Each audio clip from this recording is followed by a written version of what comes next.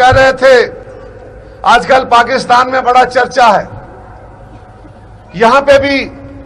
P T I والے آئے ہوں گے نا، آ رہے ہوں گے آپ کے پاس، اور کہہ رہے ہیں کہ جی ہم نے سوچا ہے کہ ہم آپ کو عبوری صوبہ دیں گے۔ ارے بھائی، یہ سارے جو بزرگ ہمارے بیٹھے ہیں نا، نوجوانوں، میری بہنوں، بچیوں، ان سفید داڑھی والوں سے پوچھو کہ بھٹو شہید کے آنے سے پہلے آپ آزاد تو ہو گئے تھے، آپ نے ڈوگروں سے آزادی تو حاصل کر لی تھی، لیکن آپ کو عملاً آزادی نہیں تھی، بلکہ آپ کے ہاں ڈوگرا راج تھا، ایف سی آر تھے، ظالمانہ قوانین تھے، آپ کو حقوق حاصل نہیں تھے، یہاں غربت تھی، مہنگائی تھی، بے روزگاری تھی۔ ان حالات کے اندر پیپلز پارٹی نے آ کے شہید بھٹو نے وہ قدم رکھا جہاں ایک طرف انہوں نے سبسڈیاں دیں، جہاں ایک طرف انہوں نے آپ کو حقوق دیے، آپ کو نوکریاں دیں، لیکن انہوں نے ایک اور بڑی بنیاد رکھی، ایف سی آر کا خاتمہ کیا، پاکستان کے باقی علاقوں کے برابر آپ کو لانے کے لیے اس سفر کا آغاز کیا جو اب آخری مرحلے پہ پہنچ چکا۔ اس سفر میں انہوں نے ایف سی آر ختم کیے، ظالمانہ قوانین ختم کیے، راجگیری ختم کی، آپ کو کمشنری کا درجہ دیا، آپ کو آپ کی اپنی عدالتیں دیں، انصاف کا نظام فراہم کیا، اور کہتے ہیں کہ اس وقت اتنے روزگار تھے کہ روزگار دینے والے موجود تھے، روزگار لینے والے نہیں تھے، اور وہ سفر جاری رہا۔ بھٹو شہید کو شہید کر دیا گیا تو اس کے بعد ان کی بیٹی محترمہ بینظیر بھٹو شہید نے وہ سفر جاری رکھا، اور جس طرح نیئر حسین بخاری صاحب نے بتایا کہ بی بی شہید نے آپ کے ہاں اپنی کونسل، اپنے منتخب نمائندے اور سیاسی عمل کا اجرا کیا۔ پہلے الیکشن آپ کے ہاں سیاسی جماعتوں کی بنیاد پہ بی بی شہید کے دور میں آئے، انہوں نے اس سفر کو جاری رکھا، خدمت کے سفر کو بھی جاری رکھا، اور وہ سیاچین کے ان پہاڑوں کی چوٹیوں تک گئیں تاکہ وہ آپ کے مسائل دیکھ کے ان کا حل کر سکیں۔ اور اس کے بعد اگلا سفر ان کو شہید کیا گیا تو آصف زرداری صاحب کی حکومت بنی۔ ہماری تو بڑی کمزور سی حکومت تھی، ہم تو کو 2/3 اکثریت والے نہیں تھے، اور اس وقت یہاں الیکشن نہیں ہو رہا تھا، بلکہ ہم نے وہ تاریخی ذمہ داری جو بھٹو شہید سے شروع ہوئی، جو بی بی شہید تک پہنچی، آصف زرداری صاحب سے ہوتے ہوئے اب بلاول صاحب کے کندھوں پہ ہے، اور وہ ہے کہ آپ کو آپ کے حقوق دلانا، آپ کو پاکستان کے علاقوں کے برابر کھڑا کرنا۔ ارے بھائی، ہو سکتا ہے کوئی آپ کو کہے میں نے آپ کی گلی بنوائی تھی، ہو سکتا ہے کوئی کہے میں نے آپ کا کھمبا لگوایا تھا، ہو سکتا ہے کوئی کہے میں سڑک بنوائی تھی، لیکن حقوق دینے کی، شناختیں دینے کی، روزگار دینے کی، وسائل دینے کی، خدمت کرنے کا کسی کا کوئی کردار نہیں ہے۔ کوئی جماعت یہ کلیم نہیں کر سکے گی، صرف ایک پیپلز پارٹی ہے۔ اور آج چیئرمین بلاول آپ کے پاس آئے ہیں، گلگت بلتستان کے ایک ایک علاقے میں جا رہے ہیں، ایک ایک حلقے میں جا رہے ہیں، اس لیے کہ جو سفر ان کے والد آصف زرداری صاحب نے طے کیا کہ آپ کی کونسل سے آپ کو اسمبلی دی،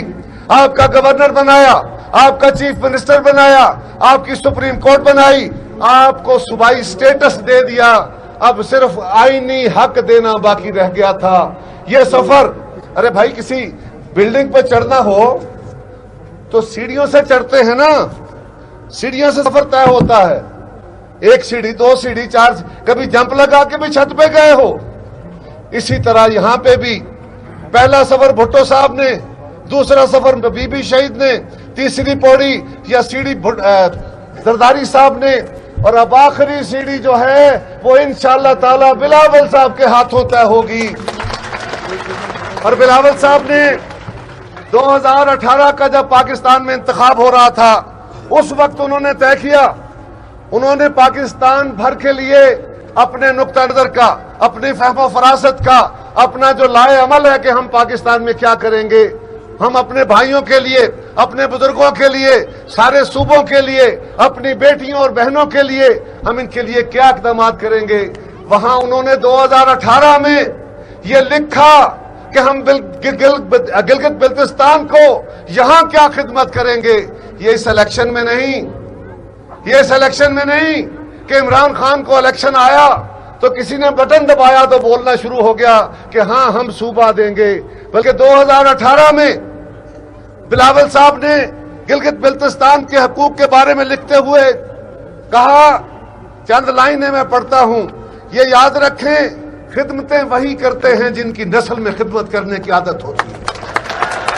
حقوق وہی دیتے ہیں جن کا ورثہ یہ ہوتا ہے.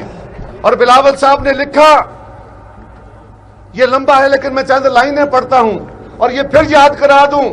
اگر 2018 میں ہماری حکومت نہ روکی جاتی، یہ پتلی حکومت نہ کھڑی کی جاتی تو یہ ایجنڈا مکمل ہو چکا ہوتا، آپ کو حقوق مل چکے ہوتے. اور یہ کیا لکھا، آپ چیئرمین نے لکھا کہ ہمارا عزم ہے کہ اصلاحاتی ایجنڈا جاری رکھیں گے اور مندرجہ ذیل اقدامات کریں گے. وہ کیا ہیں؟ نمبر 1، گلگت بلتستان کے عوام کو قومی اسمبلی اور سینٹ میں نمائندگی دینے کے اقدامات کریں گے.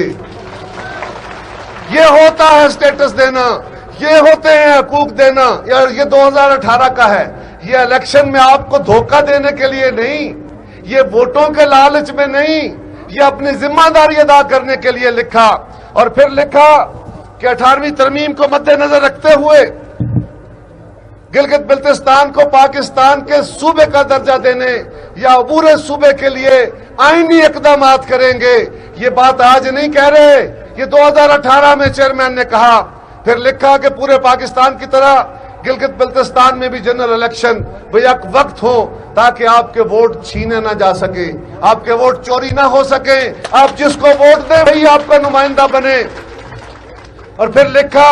کہ آپ کے خطے کے اندر گلگت بلتستان کا پاکستان کے دیگر علاقوں کے ساتھ سڑکوں کا رابطہ اور وسیع کریں گے،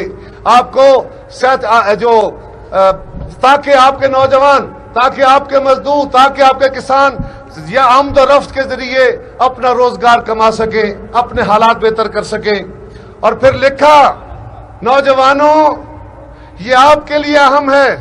آپ کی حکومت کام تب کرے گی جب اس کے پاس پیسے ہوں گے، وہ آپ کو روزگار تب دے گی جب پیسے ہوں گے. اور یہ کام صرف پیپلز پارٹی کرتی ہے،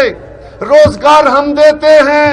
وہ کہتے تھے نا بے نظیر آئے گی روزگار لائے گی، اب بلاول بھٹو آئے گا روزگار لائے گا، بلاول بھٹو آئے گا.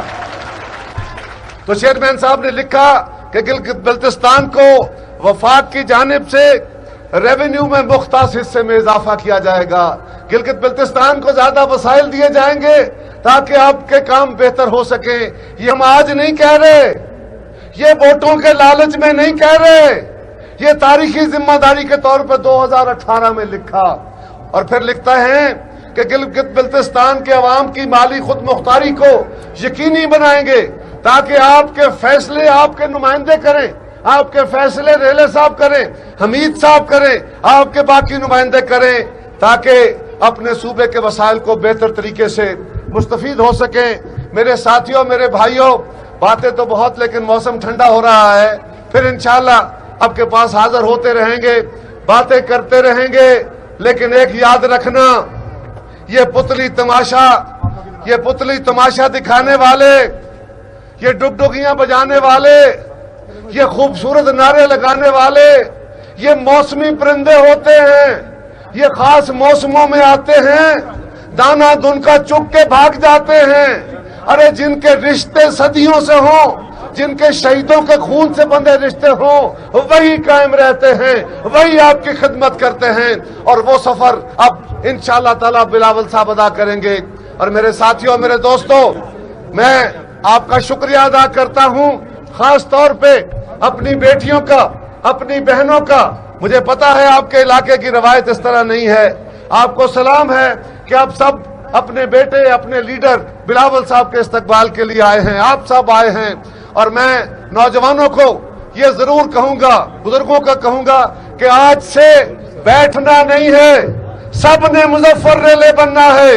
سب نے بلاول بھٹو بننا ہے، ہر گھر جانا ہے، ایک ایک ووٹ مانگنا ہے. اور गिलगित बल्तिस्तान के सारी की सारी सीटें बिलावल साहब को देनी है ताकि वो आपकी खिदमत कर सकें। अब मैं आपके चेयरमैन, आपको बड़ा तवील सफर इंतजार करना पड़ा, अब मैं आपके चेयरमैन को दावत देने लगा हूं। आपके इंतजार की घड़ियां खत्म हुई। मेरे साथ मिलके झंडे लहरा के, खड़े होके, हाथ हिला के, ताली बजा के इस्तकबाल करना। नारा नारा नारा भुट्टो, नारा नारा नारा भुट्टो, नारा नारा नारा बिलावल। बेटा आप भी नारा नारा नारा बिलावल। आपके चेयरमैन जनाब बिलावल भुट्टो जरदारी साहब।